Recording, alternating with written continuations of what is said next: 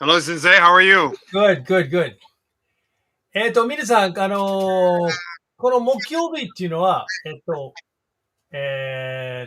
なんていうかな、筋力トレーニングの話は、約束なんで、で、今日は、私は腰痛体操やろうと思うんだ。でも、ジョンソンさん、ちょっと僕の、古い友達なんで、テコワンドーの、名人なんで、全米チャンピオンもなったし、今、テコワンドー日本で指導するし、さらに最近の、その腰痛の、資格っていうか、それぞれ、習ったもんですから、一緒に、やろうかなと思ってます。今日は飯田さんはいないから、その部分をちょっとね、あの、チャックさんとチャックさんと、えーチャックさんとチャックさんと、ですね。えーっと、ダブルチやャックチームですね。と思います。はい。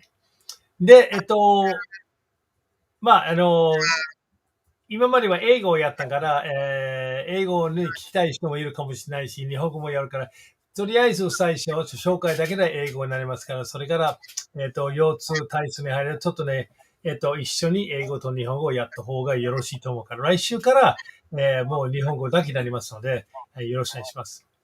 So let me start by saying we're making a transition on this on Thursday night's broadcast. I initially wanted an English language broadcast, but there are a plethora of English language broadcasts out there already on YouTube, so that's not really a problem. And the information is somewhat valid. You have to be a discerning listener, but still, there's a lot of information out there in English. In Japanese, I'm not so sure. Everybody seems to have a different take on what you should and shouldn't do. And what I have tried to do in English is give you the correct information and how it applies to you, what you have to consider in the process. We do the same thing on Tuesday nights in Japanese. We give information on a wide range of subjects relating to health and fitness. Tonight, I wanted to, in the future and tonight as well, concentrate at least half of the time that we have on the actual performance of the exercise that will alleviate lower back pain. And Chuck's going to help me, and of course, his own experience and his own knowledge about lower back, I'm thinking will be a significant part of this whole procedure. Uh, Chuck is also he's teaching children Taekwondo at the Tokyo American Club, and has his own school in Roppongi. So people out there who are interested in taking Taekwondo, I'm sure that Chuck is one of the most capable people I know, besides being a class act. Besides being a class act. Well, thank you, Sensei. Thank you. And I don't say that lightly. I'm pretty clear on the people that I think are quality people and who are not. And certainly Chuck is at the top of that list. So I'd like to switch over to Japanese for a second.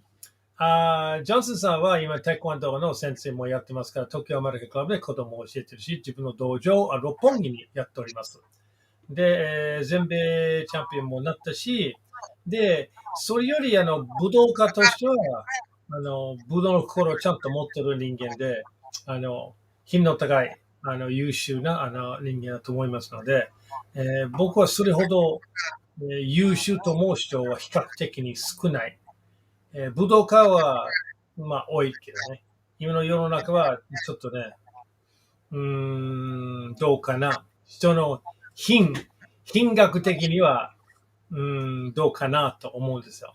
で、チャックさんは、ここのチャックさん、ジョンソンさんは、もう、優秀で、親しい友達なんで、今日、一緒に、皆さんに、教えたいと思います。前、英語ばっかりやってたから、エンタさんがちょっと、日本語やってくれませんかと、声が出たんだから、今日もそういうことをしたいと思います。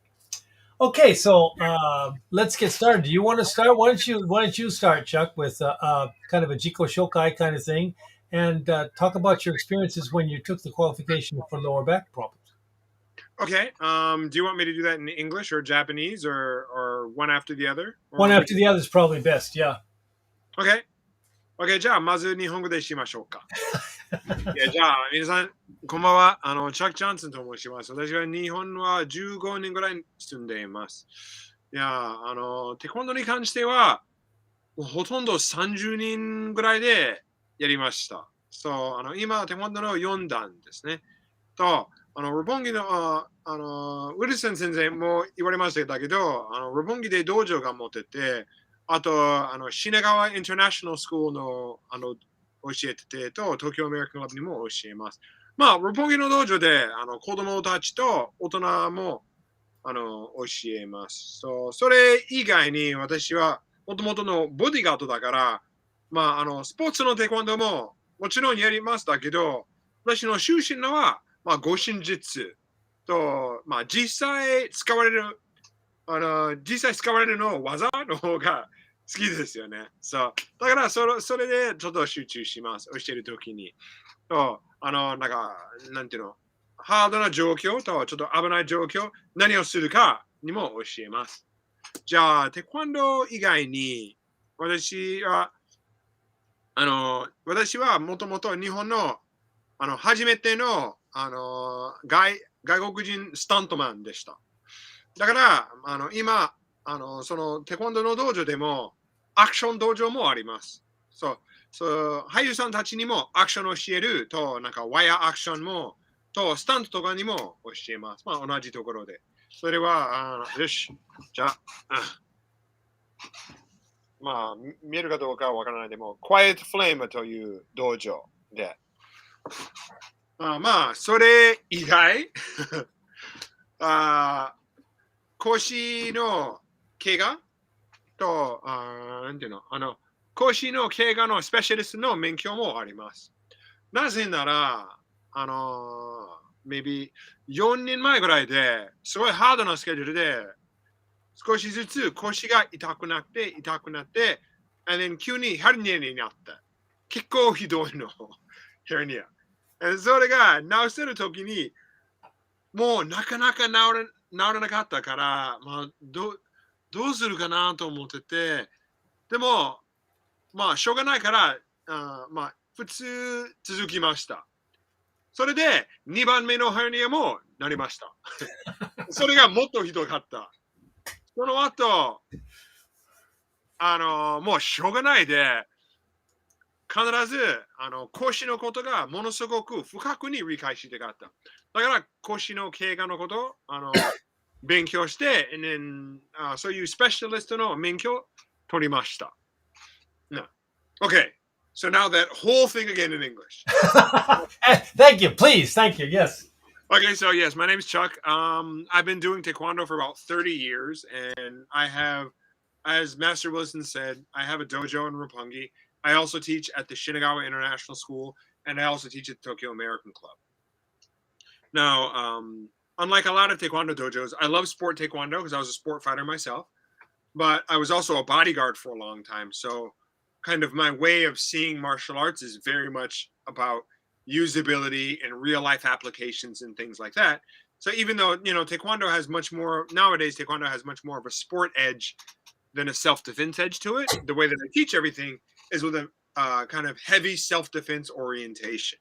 Okay? Not just in terms of actual like techniques, but also in terms of how to think in certain scenarios and, how to weaponize objects around you and levels of self-awareness and effective behavior versus predatory behavior. All these kinds of things I kind of integrate into my Taekwondo teaching.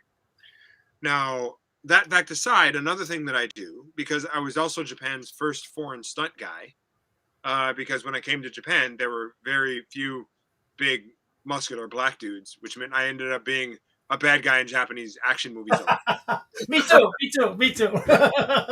just like Master Wilson, right? I'm literally his black version. I'm his black version. I'm his black version like 20 years later or something, or like 10 years later, right? But so I ended up being a bad guy in Japanese action movies a lot. So I ended up getting into stunts and action. And then, of course, one of those things where the more you know, the more you want to know. So I went to America to start the study at stunt schools and things in the States. And then I ended up building up an actors training program, okay, which I call the Action Actors Training Program, or the Quiet Flame Action Actors Training Program, which I run right out of my Taekwondo dojang in Roppongi. And we, in addition to teaching actors fight choreography, we teach them we teach them weapons, and then wire work and stunt falls and safety protocols and all that kind of everything that has to do with the physical side of acting. And where is your school exactly? We are right at Roppongi Crossing. You just can't see it from the street. So, which direction? Okay, there's where where Almond is, right? Yeah, sure. And then you cross the street under the highway, and then there's a little pharmacy on the corner. Right. We're like 2 buildings behind that pharmacy. Oh, okay. There's an Otoya on the 2nd floor. We're on the 3rd floor. Okay. The gym that it's in is called Body Plant, but we're right at Roppongi Crossing. If you do a web search for Quiet Flame, it's so dark I don't know if you can see that. quietflame.org. You can find the website, everything. But anyway, I was, today we're going to be talking about lower back type stuff, and I've also got a international certification as a lower back disorder specialist. And the reason that I got that is because, when my son was about 3, I was taking him home from the park, and he didn't want to go home from the park. And I said, well, you got to go home because Daddy has to teach Taekwondo. So then I picked him up on one shoulder, and I picked up his bicycle and his diapers and his water bottle and everything else on the other shoulder, carried him home like that for like 20 minutes, kicking and screaming. Now, at this time, I was working really, really hard. And, I've had a tight back for a very long time. And that back was getting worse and worse and worse and worse and worse. And carrying my son home ended up being kind of the straw that broke the camel's back, quote unquote. Took him out of his bike the next day, felt this little pa-ching. Didn't really hurt. I just felt something. Went home, sat down in my chair, and I thought, okay, that feels kind of weird. All right, that's uncomfortable. Oh, God, that's really painful. And then I ended up falling on the floor. I couldn't get up. My wife called the ambulance. Ended up in the hospital with a really bad hernia. Now, went to a bunch of different doctors, went to a bunch of different places, sought out a bunch of different treatments. Nothing really worked. Nothing really helped very much. Didn't know what else to do, so I just kept going. And then lo and behold, several months later, I did it again, and this time it was worse. And then I thought, okay, I have to figure this out because my body is everything to me. Yeah. And my body is how I feed my family. If my body does not work, I can't feed my family. So then I decided to go and get my first fitness specialization was in functional fitness training from IHP, Institute of Human Performance, which was rated as the #1 core training gym in the U.S. So I got my first functional fitness certification through them. And then through the International Fitness Professionals Association, I got the specialist in lower back disorders.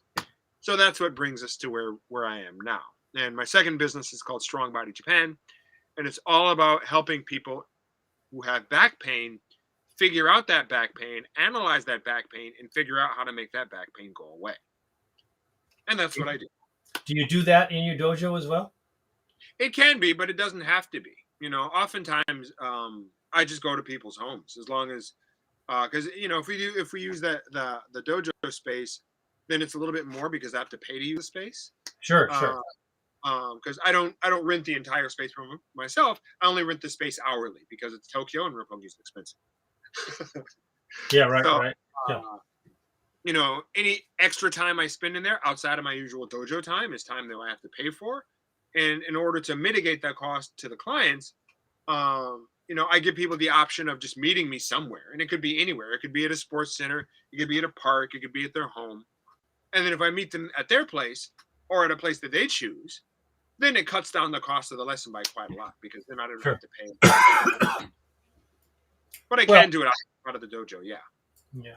It's of course that I do judo, and almost every person I know that is my age that has done judo, they have lower back pain. Yeah. And some of them are very serious and some not so serious, but they all have some discomfort. Yeah. the Well, 80% of people have back problems. yeah, 80%. Almost everybody has back problems. yeah. So I've been teaching for the last 30 years the Williams orthopedic exercises, Yeah. which I think I showed you at one point at the dojo. Yes, you did, and they were very, very helpful. Yeah.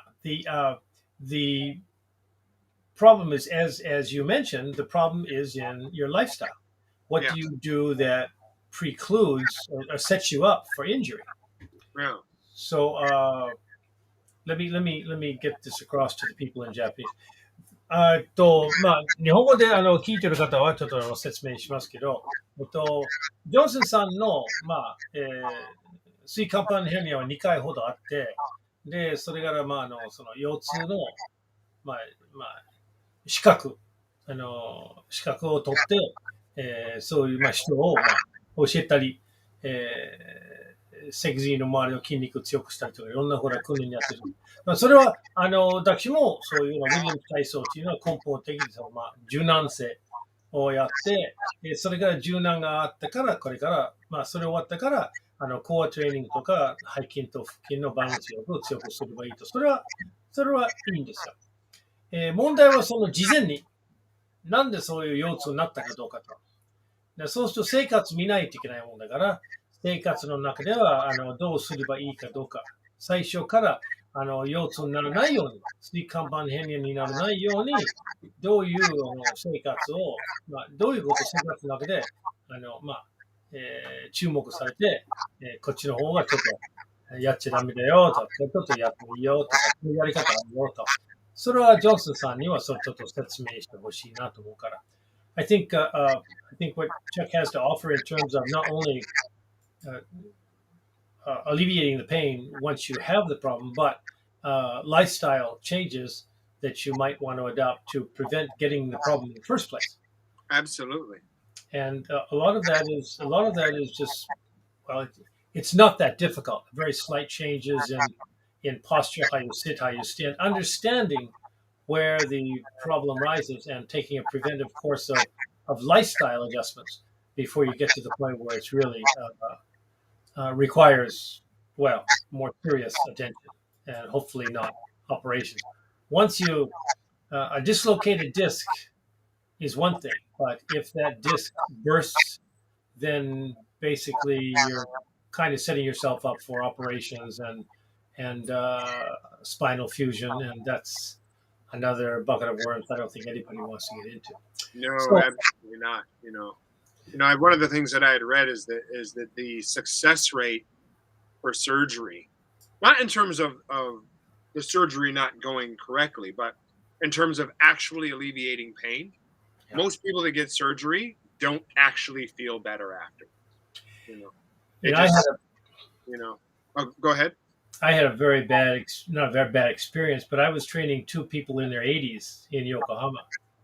And the woman, very pleasant woman, but she had the back operation, had a plastic brace for her fourth and fifth vertebrae with screws adhering it to the bone. And she was getting constant pain, whether she sits, and this was supposed to alleviate the pain.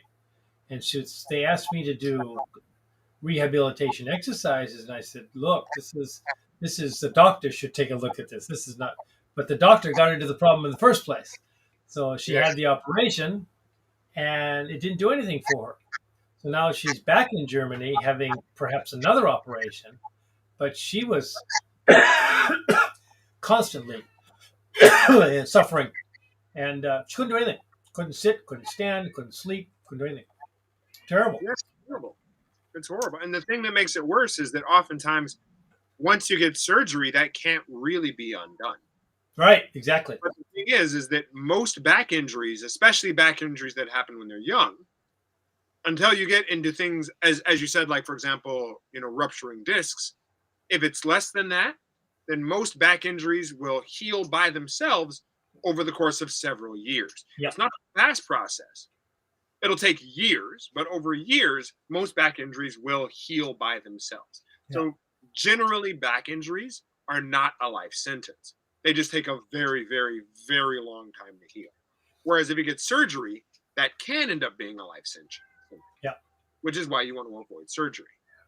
You know, what's interesting is like I said, I treat a lot of people, judo people, and in the martial arts as well. It's interesting to note that was pointed out by a specialist years ago, is that most athletes, their lower back is too strong, and they don't maintain a balance between the erector muscles and the lower abdominal muscles. So if the lower back muscles are too strong, it pulls up on the gluteus muscles, the muscles in your butt, and accentuates the curve on the lumbar vertebrae. And that sets people up for injury as well. So the flexibility takes on a whole new level of importance when this happens. Plus, the balance between the erector muscles and the lower abdominal muscles is critical. And a lot of athletes don't pay attention to this. And they, especially Japanese athletes, figure the stronger their lower back is, the better off they are. And that's just not necessarily true. As a matter of fact, it's too strong. So that's a revelation that they just don't want to accept. How can being tremendously strong, how can that hurt me? So they don't understand the problem. But I'm sure you have some input in that regard as well. The other thing, getting on to that, is that actually, from what the studies have shown, if you want to look up some really, really good information on lower backs, look up anything by Stuart McGill. He's a world-renowned expert on lower backs. And he wrote the course that I did. Incredible guy.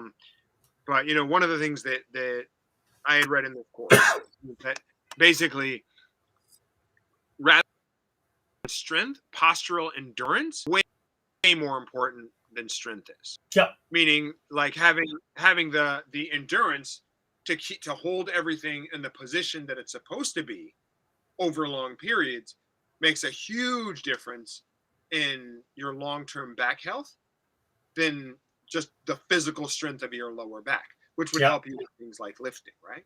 Yeah. So you can have a very strong back that has very weak endurance, right? But what you want is very strong, is really good endurance in your back. Let me give you a personal example of this. In 1991,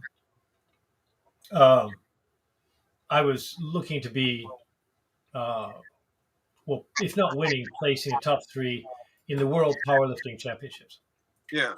And powerlifting is squat, deadlift, and bench press. And I was deadlifting at the time 350 kilos. Wow. Which is like 5, 6, 7, almost 800 pounds. Wow. Yeah, it was a lot of weight. And I did it. Of course, you're braced or whatever. So I did that. And then a week later, I was in the gym and I reached over and I picked up a 10-kilo dumbbell off the rack and threw my back up. So just as you say, strong as an ox in lifting a tremendous amount of weight the right way, but in the wrong position, 10 kilos, threw it out. The other thing is, too, on top of that, is you also have to be very cognizant of what's called sub-failure loading, right? So, and basically, you know, there's 3 ways that dangerously load your back.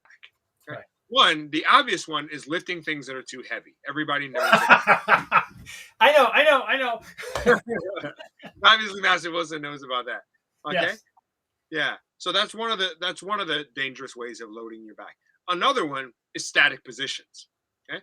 Meaning that it doesn't matter if you're sitting, it doesn't matter if you're standing, it doesn't matter if you're laying down. Being in any one position for too long is very bad for your back.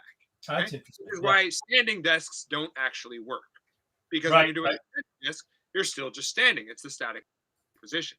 Because base spine by itself is only capable of carrying about maybe 20 pounds of weight by itself, maybe like 8 kilos, which means it's the system, the muscles around the spine are like a system of guy wires.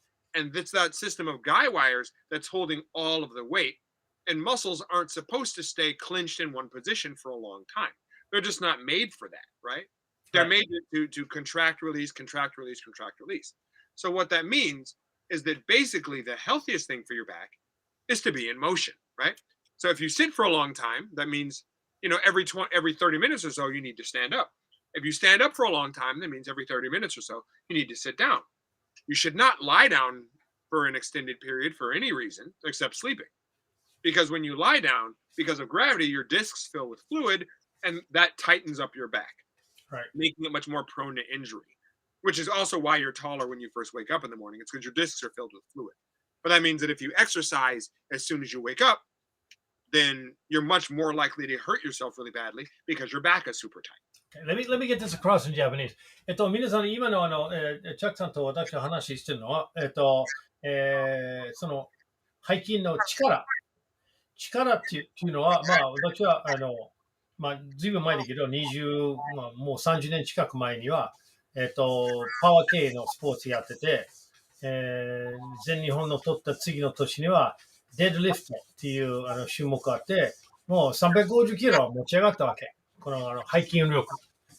で、その1週間か10日後には、10キロのダンベルを取り上げようと思ったから、腰を悪くしたわけ。だから、力じゃないんですよね。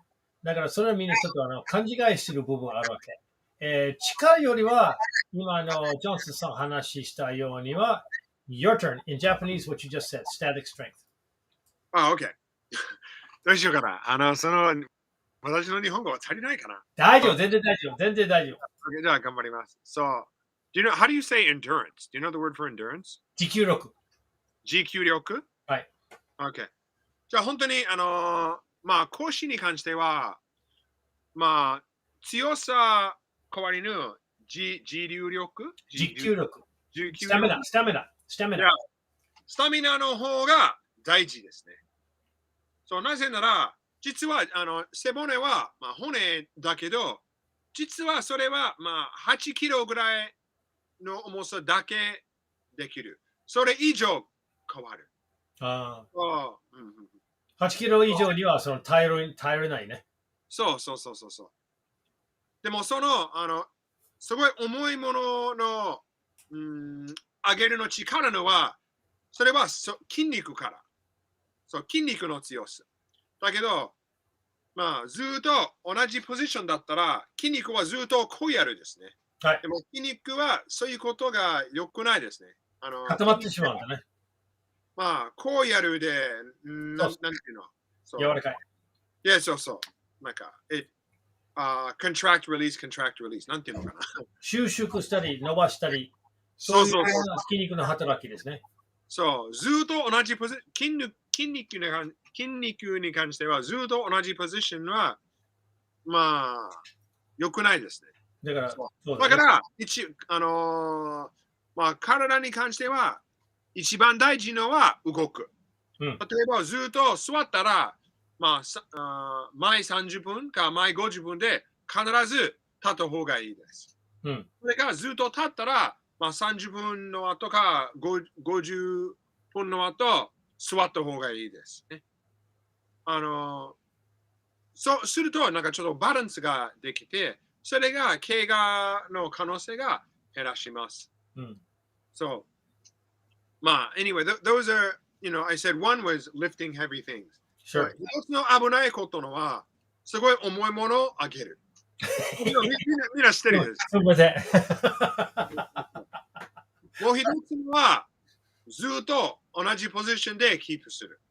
それにも、腰にものすごく悪い。それが、座るか、立つか、寝るは関係ない。全部、ずっと希望したら悪いですね。そう。でも3番目のは、sub-failure loading。その意味のは、普通の動くだけど、何回もする。すると、なんていうの、そういう腰のスタミナが少しずつ減らします。最後に、その何百回やったのに、怪我する。ね。Yeah. So as I was trying to explain in Japanese, I don't know if I did it or not. Yeah, you're right. Yeah, that's right. The third big danger to your back is what's called subfailure loading. Right. And what that is that means you're doing something that isn't particularly painful, Right. and it's not particularly outside of your range of motion, but you're just doing that same motion a lot. For example, somebody who works on an assembly line. Yeah. You know, and they pick something up here, do something, put it down over there. They pick something up here, do something, put it down over there. Or they, pick up a box here, put it there. That's not stressful on your back in any way unless you do it hundreds of times a day. And then what happens is over time, that tolerance for that motion gets lower and lower and lower. And then one day, even though you've done this a million times, it throws your back out. That's really interesting because you've heard of myofascial pain syndrome? What's that? Myofascial pain syndrome. Yes. It's exactly what you're talking about. And I had it. And it's and almost all of the judo players that I teach have it. And it's exactly what you say. They do the same thing. Like uchikomis are hundreds and hundreds of times a day. And it doesn't, like you say, it's not loaded, but it's sub-maximal loading, and they do the same motion. And many times, the range of motion is limited. It's not a full movement; it's a partial movement. So the actin-myosin filaments essentially spasm. Yeah. And the only way you can get rid of that is with digital intervention, and basically kind of shiatsu, where you. And it's extremely painful. It works, but if they go back to the same motion, it occurs again and again. I had it; it was very, very painful. I was walking at a tilt; I couldn't straighten up, and so I did it on myself, and it worked. But this, in Japanese, that's kinkinmakusei totsu shokogun, which is kind of a mouthful. But kinkinmakusei totsu shokogun が今のジョンソンさん話したようには。小さい動きを何回やって、筋肉のせいがこういう、痙攣みたいなことになって、ものすごくその痛みが発生しますから。そっちの方も、気をつけないといけないんですよね。Yeah, I've had experience both personally and a lot of people I teach have the same problem. Yeah. It's not pleasant. No. And not pleasant. The cure for that myofascial pain syndrome, that digital intervention, is 2 minutes of pressure on the trigger points, so those muscles return. But that 2 minutes of pressure is extremely painful. I did it, and this pain just radiated up and down my back and down my legs for like 2 minutes, but eventually it went away. Especially in the area of lumbar spine, where the sciatic nerve and all the nerves that govern function lower body, and internal function is more higher up in the back. But anyways, so what are some of the things in lifestyle that people should be careful of besides moving? Okay, actually, there's quite a lot of them. Everybody knows that a bad posture is very bad for your back. Sure. What a lot of people don't know is that basically for every inch that your ears are in front of your shoulders is an extra 10 pounds of pressure that you're putting on your lower back. Oh, that's interesting. So, meaning like if from here, the more you are like this, the heavier and heavier your head is getting, right? Right. Which is one of the reasons why working on a PC when you lean forward is so bad for you. Right. And that even goes for when you're sitting, not just when you're standing, which is why if you'll notice on my chair has a backrest, and I even have like a little neck rest. Yeah. So usually I sit back like this when I'm working. Yeah. And that just keeps my ears in line with my shoulders, which keeps my head light. That's one thing. Another thing is you have to look at how much time you spend on your cell phone. Yeah. And position, right? Usually when people look at their cell phone, they do like this, meaning that they tilt their head forward by 15 degrees. Right. A 15-degree tilt in your head forward is 27 pounds of pressure on your lower back.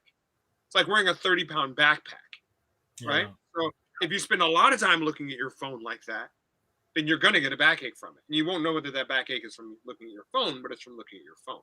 Right? So, those are a few things. Another big one that I mentioned earlier is you absolutely should not do anything that involves any twisting or flexion of your spine when you first wake up. Ah, Hello, good son, wherever you are. good son. Hello, good son. Thank you for joining. Yes. So when for the first hour or so after you wake up, your spine is very tight because all of the discs are filled with fluid. So if you do anything that involves twisting or torsion or flexing of your spine, you're very likely to hurt it. Well, maybe Yeah, not very likely to hurt it, but much more likely to hurt it than if you just wait about an hour or so that all of that fluid can drain out of your discs. right. Right. And I know people have real lives where they have to work and stuff like that, but you should do exercises that don't require you to flex or to twist your spine at all. Yeah, Like, for example, like a plank, do a plank because you don't have to flex or bend your spine, right? right.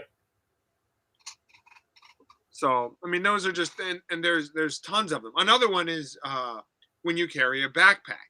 Okay, Yeah, you're better off carrying 5 pounds of weight in each hand than carrying 5 pounds of weight on only one side. Actually, yeah, sure. Yeah, yeah. so oftentimes people wear like a one shoulder bag or something, right? Right, If right, you, right. if you like having a one shoulder bag, you should switch shoulders every few minutes. Yeah, I get a lot of people that are you'd be surprised how little they carry a briefcase, and it's about 5 pounds, and that even that difference can cause the muscles on the opposite side of the spine to tighten up, Yeah, and they wind up with lower back pain. You know why? yeah. So, what do you think in terms of the backpack? As even a backpack sometimes is it's kind of mitomanai, right? So pass, pass, pass. So people don't wear a backpack, especially women going to work. So they have these rollers behind them that they pull behind them. Hmm. What do you think about those? I've found that if you use a roller too much, that can be an aggravator as well. But Yeah. the trick to all of these is that you just have to switch hands a lot. Ah, Instead of use a roller, just switch hands every few minutes, right? Like you do 5 minutes on one hand, do 5 minutes on the other. Or you take it to one train chasing using one hand, use the other hand after from the next, that you're using it, right? So, and even another thing is I know Master Wilson, you also like bikes. I love bikes too. We're both bike guys. right. But the thing is actually a bike is an aggravator too because sitting on something that's vibrating is an aggravator for your lower back, right? Right. So, which goes for people that are working in construction as well, because construction equipment usually vibrates while you're sitting. Sure. Yeah. That's a back aggravator. Yeah. And what I found the way around that is when you ride a bike, you just stand up at the stoplights. Ah, So you get to the stoplight, you just stand up and you get off the back, and then that gives your spine time to readjust, and you just get off of that vibrating thing for a few minutes, and then that alleviates that problem. I know okay. oh, go No, ahead. Go ahead. Continue. Because I know there were times where I started using a bike because wearing a backpack was an aggravator. But once I Ah, started using a bike all the time, my back still didn't feel great, right? yeah. And that's because being on something that's vibrating is also an aggravator. Yeah. So the key is this: either when you wear a backpack, you switch shoulders. Also, you wear the backpack high on your back and not low on your back. Yeah. Or if you ride a bike or if you ride a motorcycle, then you stand up at the stoplights, and that's kind of all that it takes. If you drive in a car, you should try to get out of the car at least every 30 minutes. Maybe that's not possible, but whenever you have a chance, get out of the car, stand up straight, and let your spine readjust. Yeah. And just those little things will make a huge difference in your back health overall over a long period. Okay, listen, I'd like to. We've only got about 20 minutes left. Let me. I'm going to run through the exercises that I recommend for people for lower back, Mm-hmm. and I want your take on it. Okay. I want to take a look and see what you think. If you think these are some of the exercises I showed you, I'm going to run through the entire series, Okay. and you take a look and see if the idea is to stretch your spine. Yes. And a couple of them involve twisting, Mm-hmm. and they're highly recommended by people who do this. So let's see how that flies in the face of your expertise, whether you think that's a good idea or not. Okay. Okay? Absolutely. Let's see him.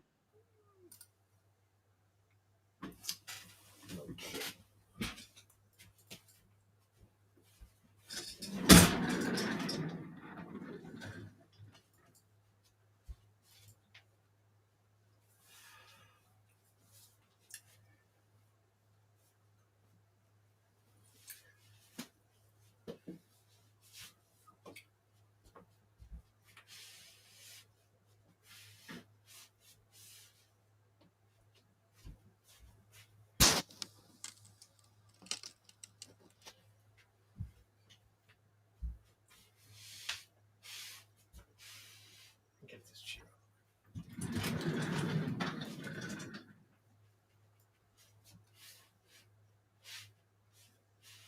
Okay. So now you'll have to forgive the old man getting down on his back here. I don't have as much problem getting down on my back as I have getting up off my back. So it's Yeah, getting up's always the hard part, right? tell me about it.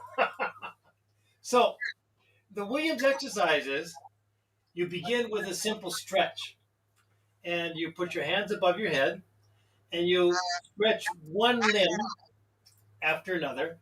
First, and you stretch the limb, but you stretch so much that it affects, you can feel a stretch in your lower back. So you hold this position for 20 seconds. And then you change to the right side for 20 seconds. And you do that 3 times on each side. And you can feel the muscles in your lower back start to loosen up. Just like this. And I can feel my back pop, and I can feel the muscles loosen just with this. And doing those each 20 doing a 20-second hold for each one, yeah? Right.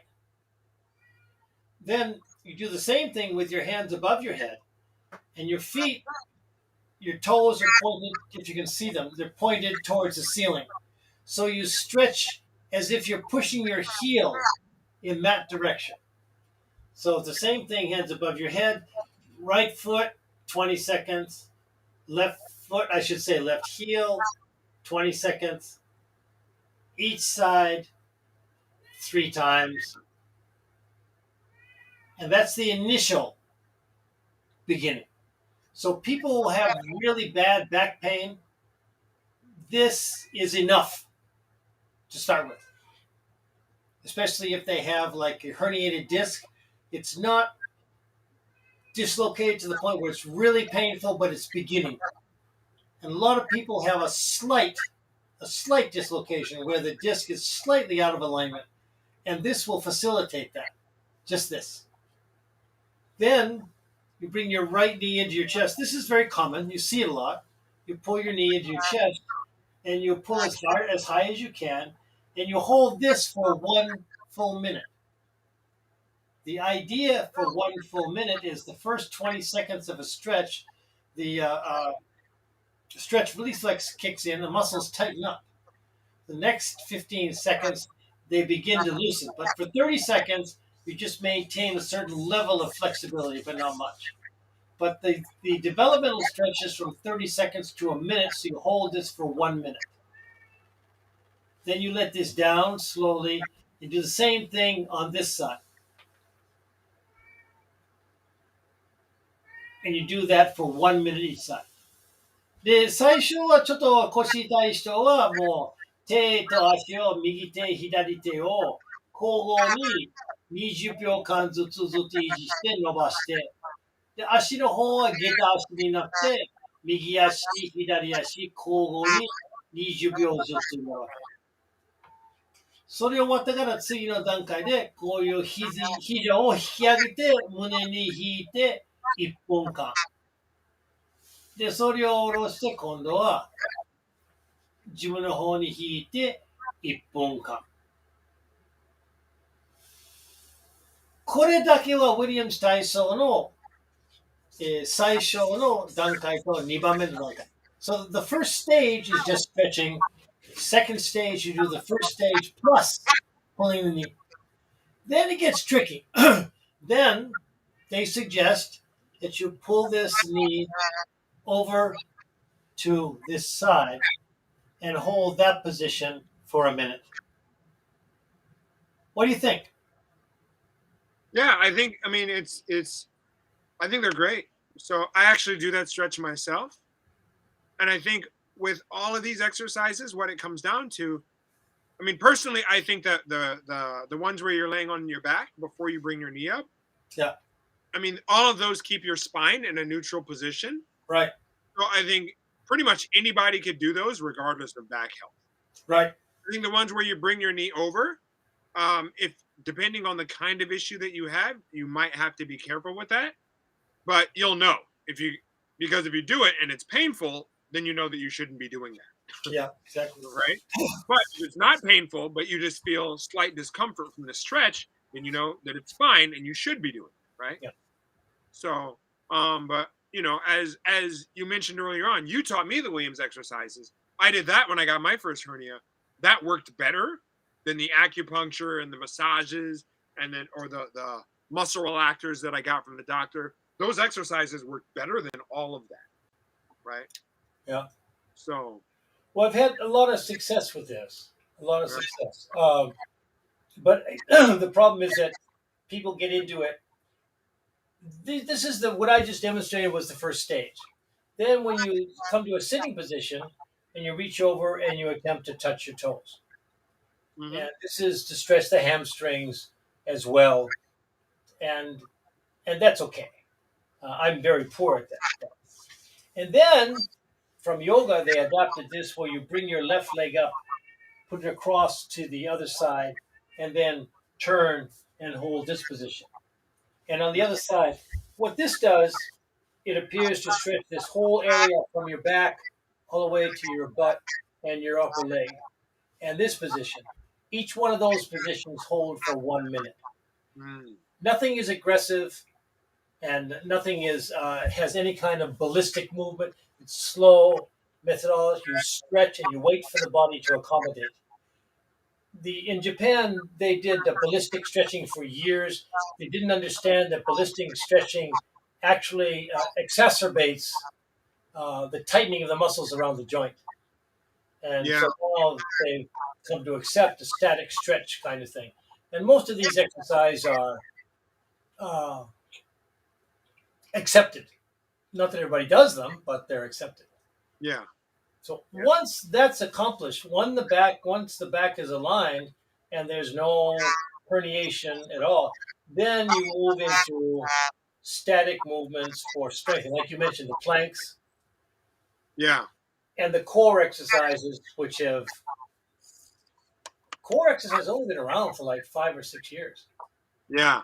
It's interesting to note that sit-ups and leg raises were designed to alleviate and prevent lower back pain, and in fact caused it. Yeah. This kind of movement where people are coming up like this evidently wreaks havoc with the lower back. Yeah. And when I took my certification, the one thing they said like 50 times was don't do sit-ups, don't do sit-ups, don't do sit-ups, don't do crunches. Basically, anything that involves this kind of flexion is not good. What you can do instead are what are called curl-ups. Because curl-ups are similar, but they allow you to keep the back in, they allow you to maintain a neutral position of the spine. Yeah, this is as far as I know, you bring your head up, and you raise your arms up slightly and hold and come back. Yeah, that's one kind.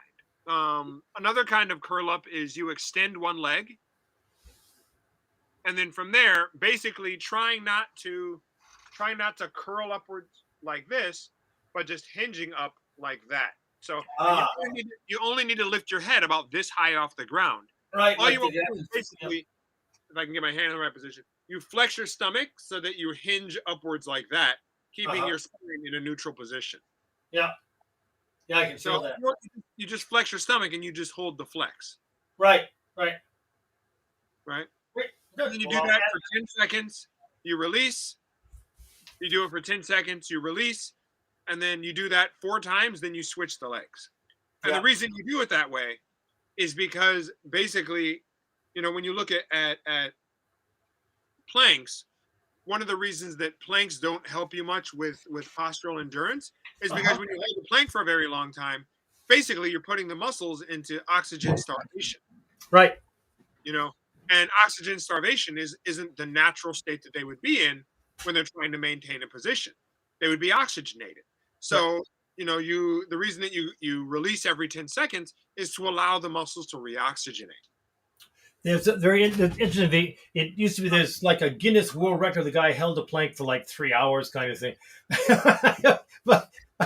but now they come out with exactly what you just said.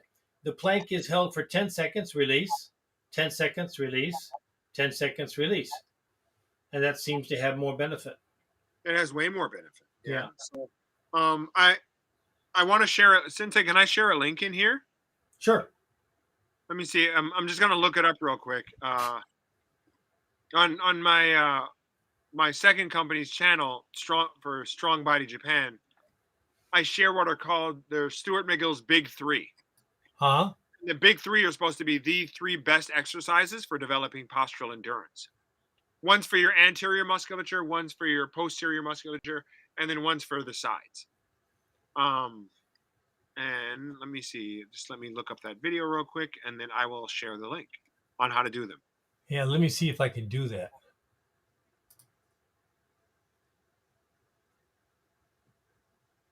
Just a sec here.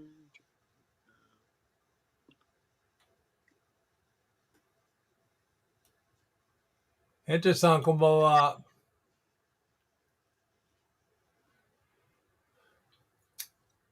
エンテさん、日本語はやりましたよ。腰痛体操はちゃんとやりました。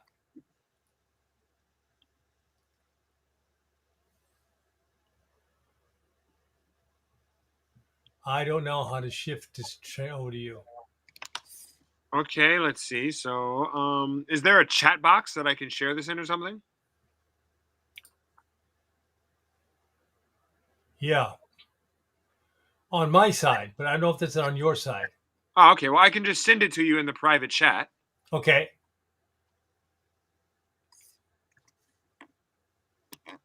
There you go.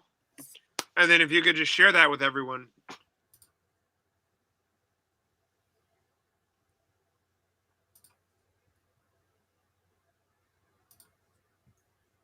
Now, how do I do that? I don't know. I don't know.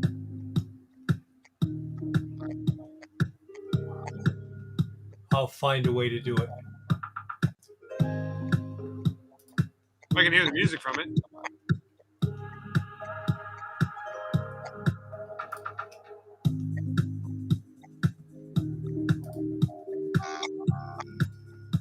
There's a way to do it.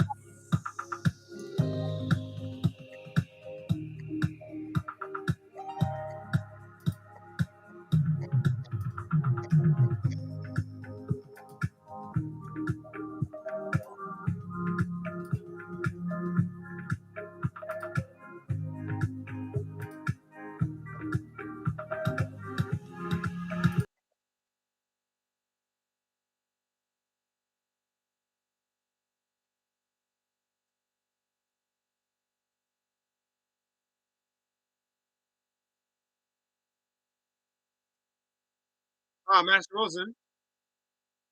Still there?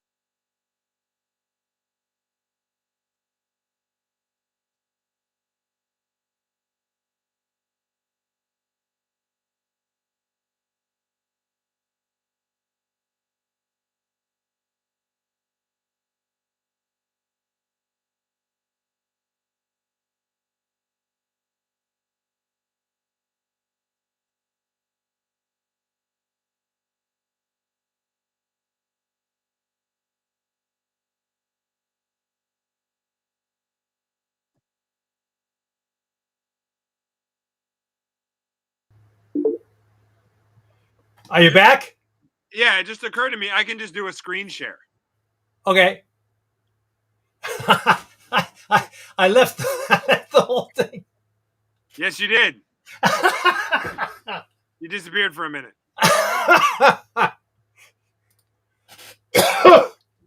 Let me me see here. I wonder. さん、ありがとうございます。Oh, 申 okay, し訳ない。there it is. Okay, can you guys see that?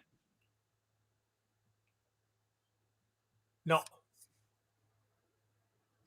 Okay, can you see my screen? It's on YouTube and there's a big S. can't see it.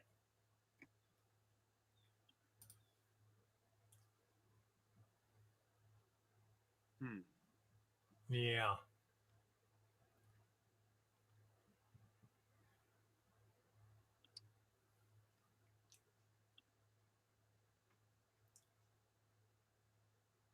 Okay, can you see my screen? Or are you looking at me or are you looking at Look at you. Okay. Let me ask somebody in the audience. For you guys in the audience, can you see my screen or are you still looking at me? 皆さんのジョンスさんのスクリーン見える？見えますか？エンタさん残ってるからね。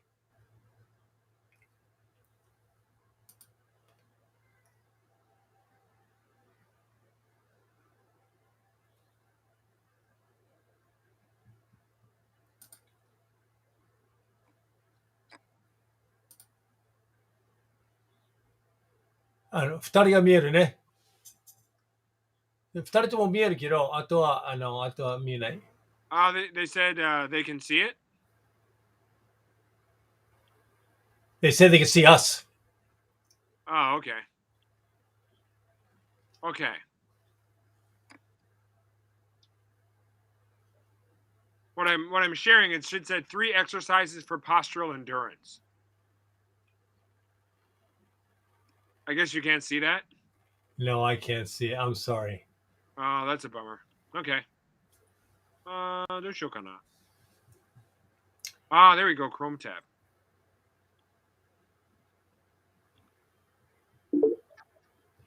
See it now. Okay, there we go. Great.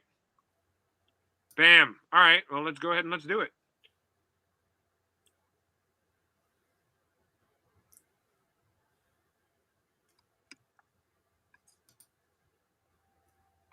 Got it. Ha!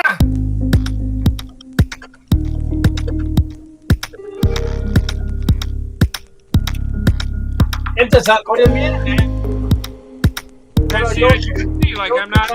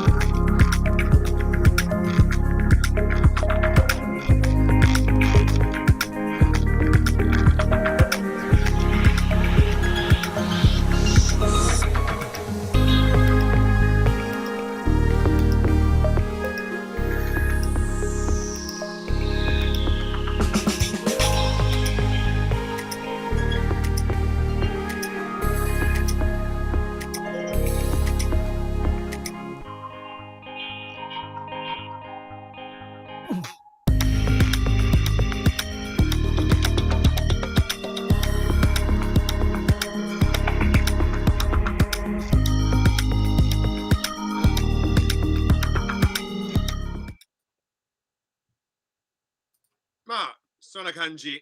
Hi. Yeah, so those are considered at the moment to be the 3 best exercises for developing postural endurance, for maintaining a strong and healthy back. And you can do those every day. Okay. でエンタさん、これ見ててわかるかな？わからないで構わない。ちょっとエンタさんのためにちょっと伸ばします。これいいですか？説明します。エンタさん、遅く来たんだけど。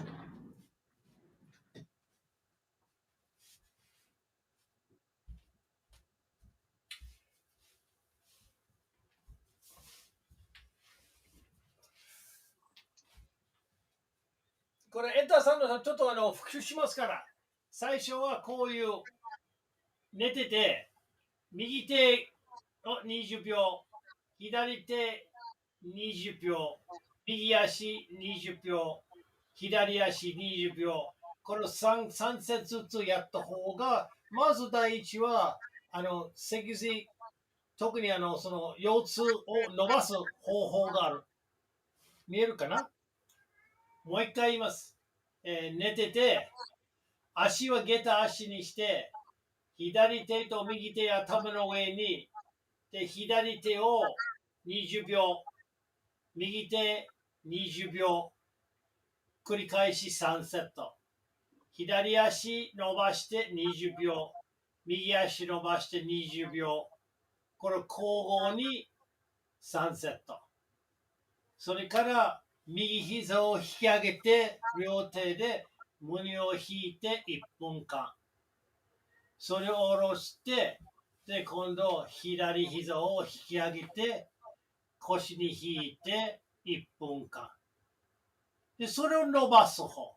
で、今、ジョンソンさんの説明したようには、片足膝を立てて、片足伸ばして、起きるんじゃなくて、これ全体にちょっとだけこういうふうに力入れて、数秒維持して下ろす。上げて、下ろして。上げて、下ろして。で、ジョンソンさん、これ何回やればいいんですか？まあ、10秒ずつ4回。4回。4回終わったら、足は、書いて。はい。で、同じ10秒を4回やればいいね。はい。で、その後、サイドプランク。そのサイドプランクは、これよく向いて、肘を立てて、足伸ばして、上の足を前。上の足を前にして、で、腰をこういう風に上げる。で、これも10秒ですよね。はい、そうです。はい。で、それは反対側もそうですね。で、最後はどうだってこれ見なかったけど。最後のはバードドッグですね。バードドッグ。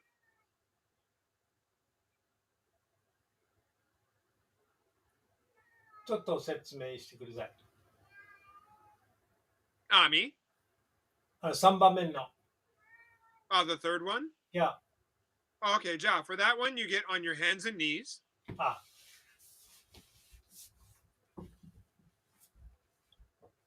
And then the opposite hand and knee, you could start with the left hand and then the right leg.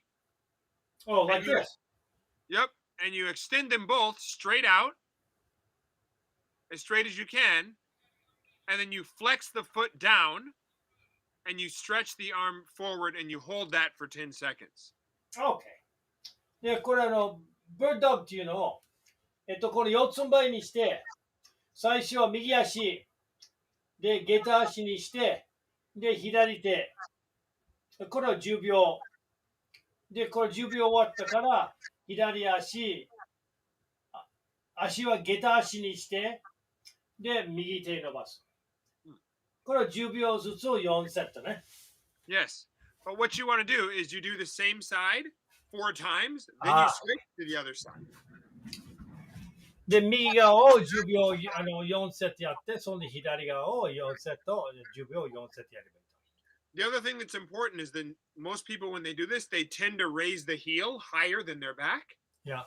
But actually, you want everything to be in a perfect line, right? Yeah. So I think it comes from yoga where people will raise their back leg quite high, but you don't actually want to do that because then you're overextending your spine. You want to keep your spine in a flat, neutral position. So you don't want to arch your back and you don't want any curvature at all. So エンタさんのために日本語説明して。Yeah, leg and the arm should just be straight out. じゃあ今のジョンソンさん言ったのは、こういうバードドッグっていうのは、足と腕はまっすぐでね、あまり足を上げすぎないようにやった方がいいわけ。これは全部、最初から伸ばして、で、これ予防ですよね。でも腰に対してが、まあ、最初から伸ばすだけでいいから。で、あとは伸ばしてから今度強くしないといけないものだから、これを考えた方がよろしいと思います。はあ、今日はいろんな話しましたね。お疲れ様です。いやいやいやいや、こういうね、いいでさんいた方がだいぶ助かるけどね。まあ、わかりました。まあ、これは腰痛体操というテーマで、エンタさんはちょっと、心配して、言葉の問題もありますからね。だから、ずっとこう日本語でやりますので、今日は腰痛のテーマでやりました。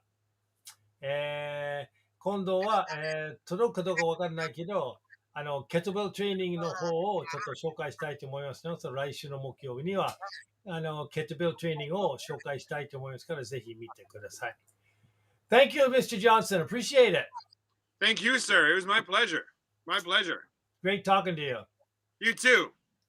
Looking forward to seeing you soon at Tech, yeah? Yeah, I'll probably see you. Yes, Saturday. Only 2 more Saturdays left until it's finished for the year. Yes. Yes. Yes, indeed. Lovely children I'll have to work with. Yes. Yes, indeed. Yes, indeed. Yes, indeed. All right, buddy. I'll see you Saturday anyways. Okay, thank you, Master Wilson. My pleasure. I'm happy to have you on the show, on the broadcast. Thank you very much for coming in. Absolutely, my pleasure. All right. You take care. All right, have a good one. Yeah, you too. Bye-bye now. エンタさん大丈夫な？ヘルニア要望者は。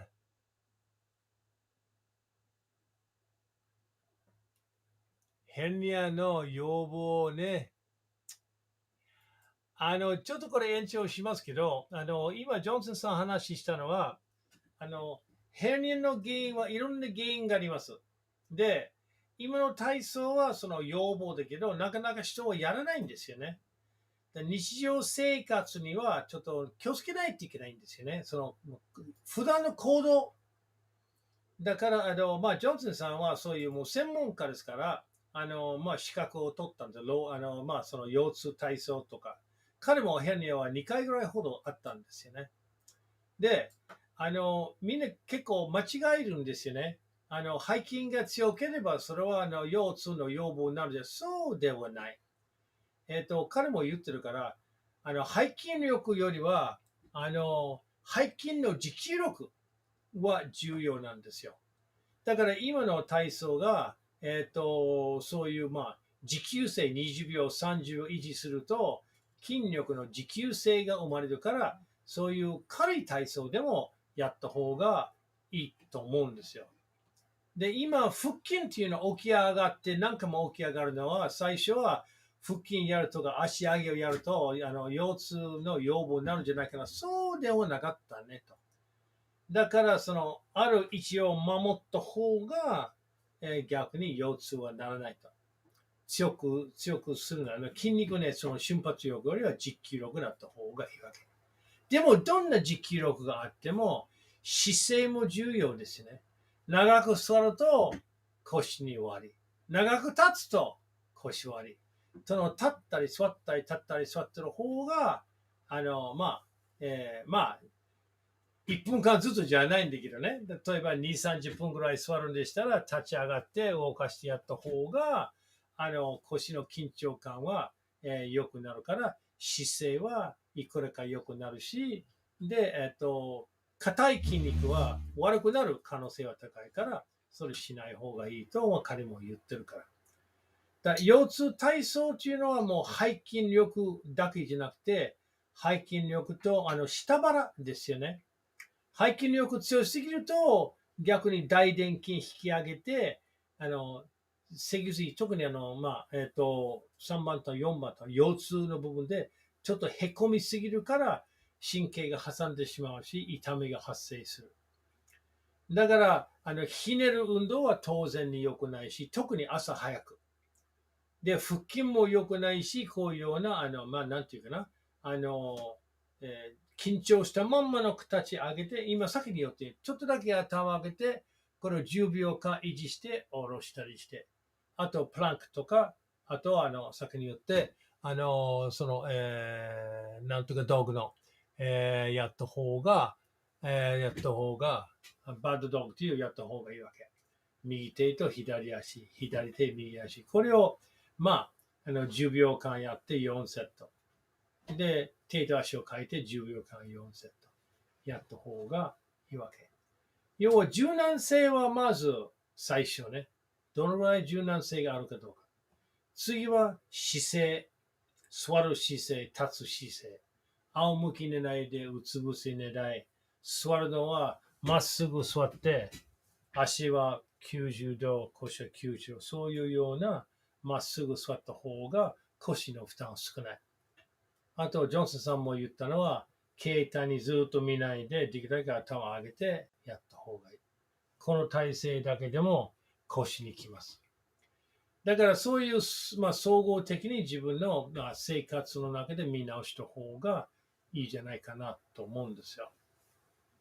で、まず第一は、その運動始まる前に腰の痛みがあるんでしたら、まず、僕いつも人を教えてるから、まずレントゲン取った方がいいじゃないかなと思うんですよ。だから腰痛いな、痛いな、痛いなって言ったら、筋肉痛だけじゃないから、もしかしたら脊髄がおかしくなってるから、病院に行ってレントゲン取って、これ運動していいかどうかと。じゃあ骨は異常ないんですよって言われたら、今度運動を考えた方がいいし。で、筋肉を強くするように、何回も言ってけど、柔軟性まず考えて。で、それから次の段階で痛みが取ってしまったから、腹筋と背筋バランスよく力をつけた方がいい。力のつけ方は瞬発力よりは持久力やった方がいい。これ総合的な自分の、特に腰痛い人が立っても寝ても痛いから、これを考えた方がよろしいと思います。はい。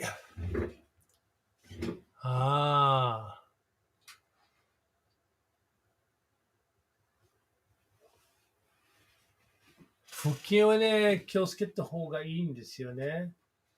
だから、起き上がったり下がったりするのはちょっと、マシンが出てるから今。だからマシンが、それはいいじゃないかなと思うんですよ。今までは昔から起き上がって、こうやって、あとほら、ひねながら起き上がるのは、それもやめた方が、これ古い。ちょっとだけ起き上がって、顎を胸に引いて、ちょっとだけ上がって、いじった方がいいじゃないかなと思うんですよ。最近はシックスパックとかそういうもうはっきり腹筋が見えるような状態はちょっと流行ってるけど、そのためには1日何百回ぐらいの腹筋やる人がいます。だからそれはちょっと何とも言えません。まず先生、お医者さん見てて、腰痛い場合だと、そしてこういう脊髄は何も問題ないんでしたら、ひねる運動を置いといて、ある程度その緊張感のあるような腹筋やった方がいいわけ。起き上がったり下がったりするとは、もう昔からあんまりやれない方がいい。さあ、役に立つかどうかわかんないけど、今日はちょっと時間オーバーしましたから申し訳ない。エンターさんと他の人約束したようには、今日は時たまその前からジョンソンさんをちょっと出てくださいって言われたんだから、英語と日本語一緒になったんですよ。で、今度は来週木曜日には、日本語ばっかりやるから、で、さっき話したようには、筋力トレーニングの第2番で、ちょっと皆さんには、ちょっとだけ勉強してもらった方がよろしいじゃないかなと思います。この火曜日も結構その話しましたから、時間があれば、火曜日も見てください。ということですから、今日はこの辺でちょっと終わりにしたいと思いますので、また来週、こちらを気に入ってくれるんでしたら、こう見ててシェアしてください。ではまた来週。これで失礼します。